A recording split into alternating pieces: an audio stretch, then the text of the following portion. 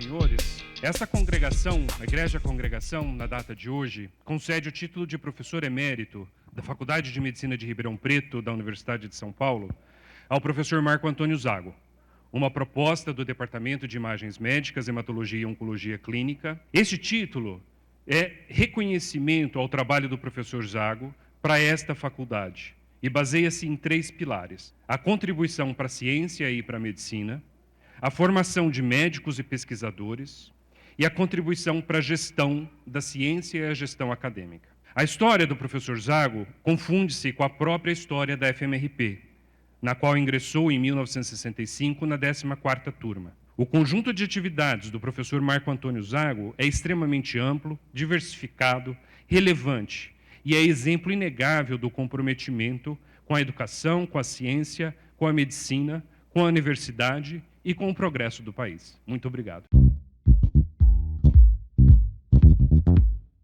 O professor Zago foi meu orientador na residência, na pós-graduação, mestrado, doutorado,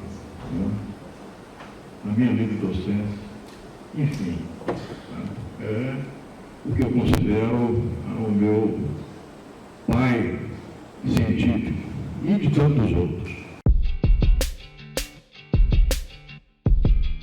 Conheço uma pessoa dando-lhe poder, e eu o vi com poder. E conheço uma pessoa dando-lhe dificuldades, e eu o vi com dificuldades. Eu não vi só em momentos de bonança. E aí eu vi a sua capacidade de gerir crises e de fazer do limão a limonada. Hoje é um dia muito feliz, para mim e para minha família. A maior honra a que nós podemos aspirar é o reconhecimento pelos nossos amigos, pela nossa comunidade e pela própria família. E a minha comunidade é a Universidade de São Paulo e a Faculdade de Medicina de Ribeirão Preto.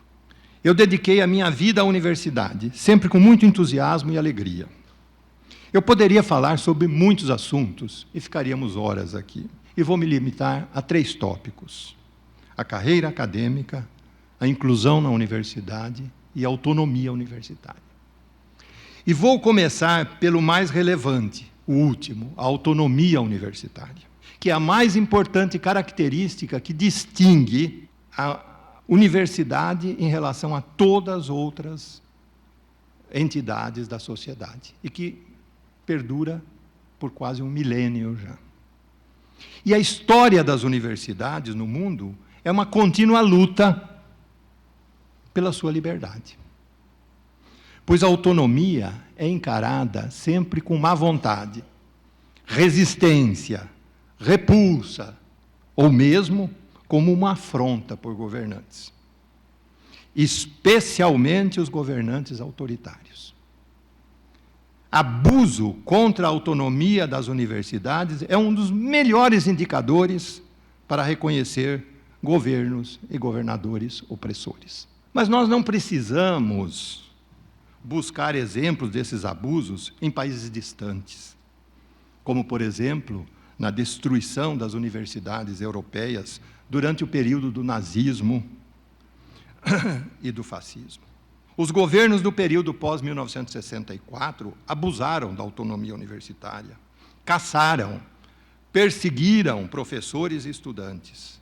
E as lembranças deste período foram resgatadas pela Comissão da Verdade da Universidade de São Paulo, que eu reativei e fortaleci durante o meu mandato como reitor. Necessário ressaltar, no entanto, que o abuso contra a autonomia universitária nem sempre é tão violento e evidente. Ele pode tomar formas mais sutis, mas nem por isso são menos deletérias à sociedade. Sim, porque a autonomia universitária é um instrumento de proteção da sociedade, não é um privilégio da universidade, para beneficiar a universidade. É uma proteção da sociedade, para garantir que a universidade possa cumprir o seu papel com plena liberdade, de pensar criticamente a sociedade, para garantir que os seus estudantes tenham aquela liberdade de aprender, de que nos fala Karl Jaspers, o refundador da Universidade Alemã no pós-guerra. Convém enfatizar que o povo e os governos do Estado de São Paulo se distinguem, porque há mais de 35 anos conduzem uma política de Estado de respeito e promoção das suas universidades públicas. Ao lhes conceder real autonomia didática, administrativa e financeira, o governo de São Paulo implantou uma política exemplar para o país e para o mundo. E essa liberdade corria alto risco quando eu assumi a reitoria da USP, em janeiro de 2014. Naquele momento, a universidade comprometia, com a sua gestão, com seus gastos, 125% do recurso que recebia do Estado. Caminhava, portanto, para a inadimplência, perda de sua autonomia e liberdade financeira, se essa distorção não fosse rapidamente corrigida. Medidas severas, que foram anunciadas no dia da minha posse, corrigiram o gasto excessivo e, ao mesmo tempo, criaram regras de controle financeiro, além de uma controladoria. Medidas que ainda permanecem inéditas entre as universidades brasileiras. Só a USP as tem. Mas que recuperaram em poucos anos a nossa saúde financeira e a capacidade de investir.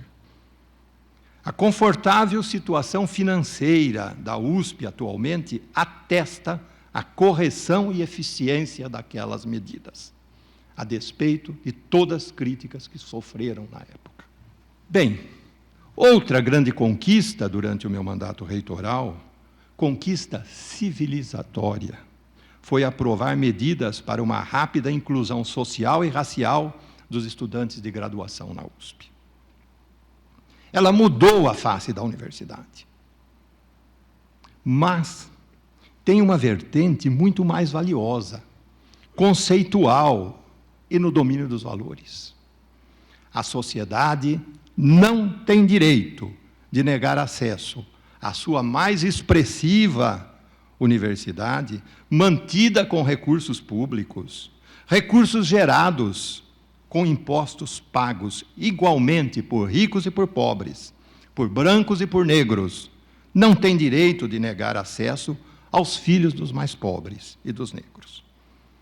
As modificações introduzidas a partir de 2015, culminando com a aprovação em 2017 das cotas raciais e para estudantes do ensino público, garantiram em 2021 o ingresso de 52% de estudantes originários do ensino público e 44% de pretos, pardos e indígenas. Minhas amigas, meus amigos, eu tive a felicidade de escolher a carreira acadêmica como meu caminho de vida. Hoje, e lembrando o poeta espanhol, Poveda conhece muito bem, Antônio Machado, ao voltar a vista para trás e vendo a senda que não mais hei de pisar. Foi, acabou. Mas eu me dou conta de que os meus passos construíram um caminho do qual eu me orgulho e que me levaram por paragens jamais sonhadas. Este caminho começou com o deslumbramento de viver e estudar num centro de ciências, a Faculdade de Medicina de Ribeirão Preto. Eu lhes pergunto, quantos entre os milhares de estudantes de medicina do país hoje podem dizer que estudam num centro de ciências, como nós estudamos? Primeira faculdade de medicina do país, em uma cidade interiorana, estava longe de ser uma faculdade provinciana. Meus mestres de então, primeira geração desta escola, eram cientistas de renome. Eles conversavam com o mundo, estavam na fronteira do conhecimento e criaram em nós essa sede de fazer parte do mundo da ciência e do progresso do conhecimento. Eu devo um reconhecimento especial a Cássio Bottura, meu mestre e um dos fundadores da hematologia moderna no Brasil. Dele eu recebi apoio e incentivo, e com ele eu aprendi disciplina e respeito pela carreira universitária. Foi um dos mais exemplares educadores que eu conheci. Antes de encerrar, convém, pois, lembrar mais uma vez as palavras de Karl Jaspers, em sua obra A Ideia da Universidade. Uma universidade exige 3 coisas: treinamento profissional, pesquisa e educação integral da pessoa, aquilo que os alemães chamam Bildung. Porque a universidade é, simultaneamente, uma escola profissional, um centro de cultura e um instituto de pesquisa. Na ideia da universidade, estas missões estão indissoluvelmente ligadas. Minhas amigas, meus amigos, caminho para encerrar. Ao longo de 57 anos de vida universitária, eu testemunhei o melhor e o pior da vida acadêmica, da vida da sociedade e da atuação de governos. E eu posso lhes garantir, o saldo é altamente positivo. Por isso, e apesar de tudo, eu sou otimista, muito otimista, quanto ao futuro do nosso país e da nossa universidade. E não sou otimista porque sou ingênuo, como Cândido, otimista de Voltaire. Eu sou otimista porque eu confio na determinação e coragem do nosso povo brasileiro. E confio na determinação e coragem e esclarecimento dos homens e mulheres da nossa universidade. Eu encerro, pois, e espero não chorar, com os versos de Elcio Soares e Nelson Cavaquinho. Eu só lamento que, com a minha idade, eu não tenha voz para cantá-los, como eu gostaria, porque a música é muito mais bonita. O sol há de brilhar mais uma vez. A luz há de chegar aos corações. Do mal será queimada a semente. O amor será eterno novamente. É o juízo final, a história do bem e do mal. E eu quero ter olhos para ver a maldade desaparecer. Viva a USP! Muito obrigado.